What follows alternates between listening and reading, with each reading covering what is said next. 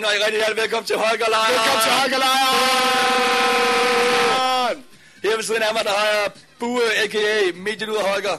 Han har en ufattelig god evne til at bøvse hele alfabetet. A, B, C, D, E, F, G, O, J, K, L, M, O, P, Q, R, S, T, V, X, Y, Z, E, Ø, Å. Ja, her ved siden af mig, der har jeg Brian, a.k.a. Lugter Holger. Han har den fantastiske evne, at hvad kan han? Han kan stå på hovedet, og så på den øl. Det, der sådan er, hvad skal man sige, hovedformålet med vores lejr, det er jo at inddrage festivalens publikum til noget fest, i stedet for at vi bare selv sidder fulde. Folk kender os, og vi kan godt score damer på det. Nu ligner vi jo hinanden, og det kommer nogle problemer ud af en gang imellem. Sidste år, der var vi oppe i radioen ved interviewet, og der var der en, der havde klamydia, fandt vi ud af.